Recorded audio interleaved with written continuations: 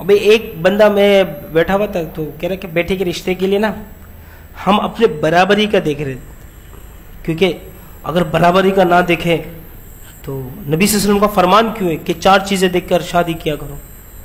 میں نے بولا کیا کیا ہے؟ بولا لڑکی کا حسن دیکھ کر، اس کے مال و دولت دیکھ کر، اس کا حسب نسب دیکھ کر، اور اس کا دین دیکھ کر. بات تو صحیح کہا.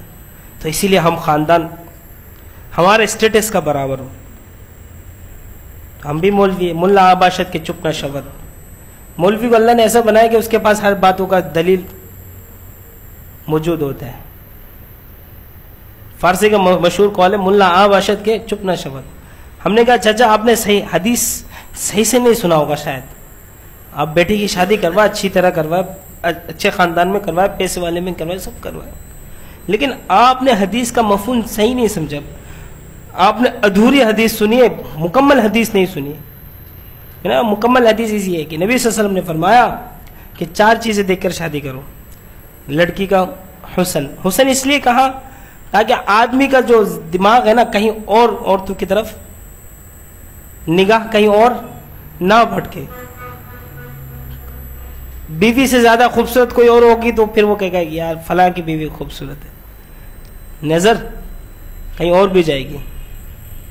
تو اس لیے حسن کا ہونا. اسی طرح اگر امامت کے منصب میں بھی اگر کسی کو امام بنائے نا تو اس میں ایک شرط یہ بھی ہے کہ اگر بہت سارے مولوی ہیں، شاید آپ لوگ کو پتہ نہ ہو، ہم نے فقہ میں پڑھا تھا کہ جس کی بیوی جتنی زیادہ خوبصورت ہوگی اس کا تقویٰ اتنا زیادہ ہوگا، بشرطے کہ اس کی بیوی پردہ کرتی ہو. ایسا نہیں کہ سب کے سامنے گھومتی ہو. بیوی کا خوبصورت ہونا اس بات کی دلالت ہے کہ وہ بندہ متقی زیادہ ہوگا، اس کی نگاہ کہیں اور نہیں دوڑے گی. ہم نے کہا چاچا حدیث آپ نے پوری نہیں پڑھی اور سنی بھی تو آدھی سنی. یہی مسئلہ ہے، یہی مسئلہ ہے جس بنا پر بریانی تیار ہو جاتے آپ لوگ مزے سے کھا لیتے. مسئلہ غلط ہے. حدیث یہ ہے کہ نبی صلی اللہ علیہ وسلم نے فرمایا کہ 4 چیزیں دیکھ کر شادی کرو، لیکن آخر والی چیزوں میں نبی صلی اللہ علیہ وسلم نے تاکید فرمایا اس کا حسن دیکھو، مال و دولت دیکھو، حسب نسب دیکھو اور دین دیکھو. لیکن آخر میں تاکید فرمائی کہ فَاظْفَرُوا بِذَاتِ الدِّينِ، فَاظْفَرُوا بِذَاتِ الدِّينِ کہ دین کو سب زیادہ ترجیح دو. اگر خوبصورت نہیں کوئی مسئلہ نہیں ہے، چل جائے گی. مال و دولت والی نہیں کوئی مسئلہ نہیں، چل جائے گی.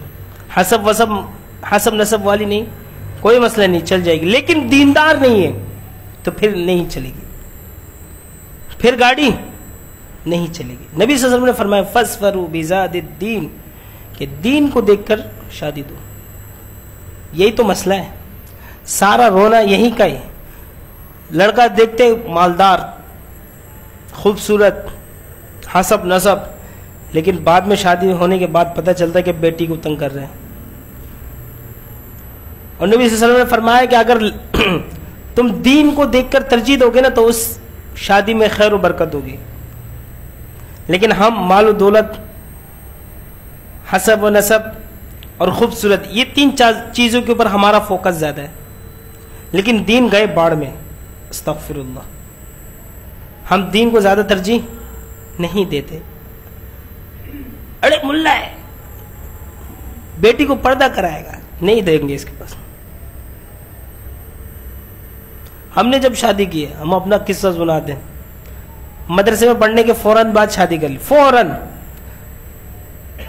تو ہمارے سسر نے، اس وقت ہم تو پڑھتے تھے، کماتے تو تھے نہیں، ہمارا باپ دادے کا تو کوئی جائیداد کا سسٹم تو تھا نہیں. تو ہمارے سسر نے صرف ایک ہی بات بولی، بولا کہ بیٹا ہم نے صرف آپ کے تعلیم کو، علم کو دیکھ کر آپ کو بیٹی دی ہے کہ آپ مولوی ہیں، اور ہمیں اتنا پتہ ہے کہ اللہ پاک مولویوں کو بھوکا نہیں رکھتا.